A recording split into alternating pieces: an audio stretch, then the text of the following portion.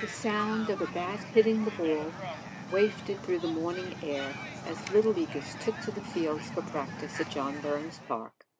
Not far away, a huge American flag waved above hundreds of people who gathered at the Twin Towers of Freedom on the 20th anniversary of the terrorist attacks on 9/11.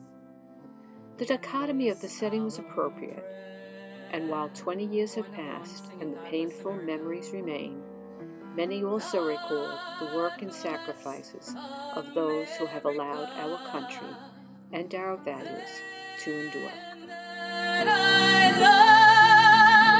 Stand beside her and guide her through the night with the light from above, from the mountains to the prairies to the oceans white with fire. Ladies and gentlemen, let me start by saying what an honor it is just to be here today. There's no place I would rather be than right here at the Freedom of Towers Memorial on the 20th anniversary of 9/11. For the last 20 years, we pressured the enemy, we pursued the enemy, and we punished the enemy. For 20 years, we kept the wolf at bay. And for 20 years, we thwarted every possible plot by ISIS and Al-Qaeda for an attack on the United States. I promise you, our fight was not in vain. You know, this is that sacred ground here in the town of Oyster Bay in our Massapequa community.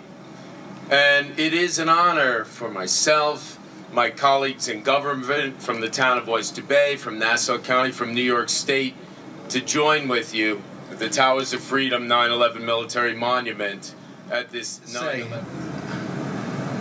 A statement that he made a few years back, and I think it's very fitting right now for everybody. And know what Kenny said after losing his two brothers? He stood up here and he said, "Be kind to one another. Be kind to one another." I'd like to introduce FDNY Ken Haskell. Please welcome It seems incomprehensible that 20 years have passed since the attacks of September 11, 2001, the darkest day in the history of our nation. 20 years is a career in civil service. Those probationary firefighters and rookie police officers leave their respective departments as grizzled veterans, having borne witness to the greatest tragedy our country has ever known.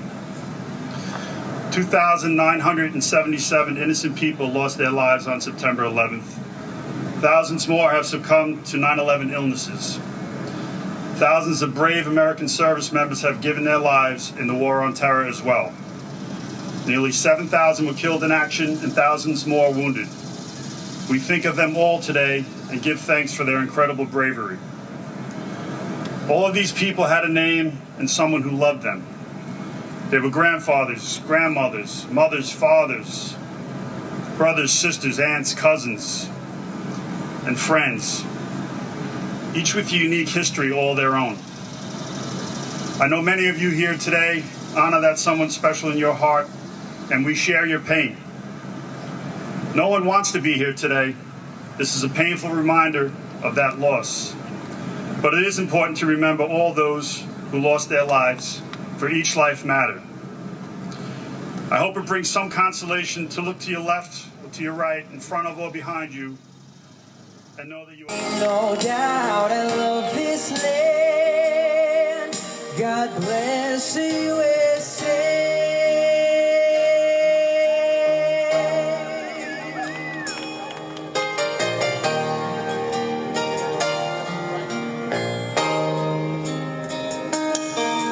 From the lakes of Minnesota to the hills of Tennessee, across the great Atlantic, from there ain't no doubt I love this land.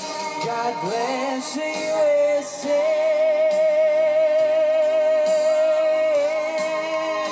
Sing with me now. Proud to be an American, where at least I know I'm free, and I won't forget the men who died, who gave that right to me, and I gladly stand up next to you and defend her still today. There ain't no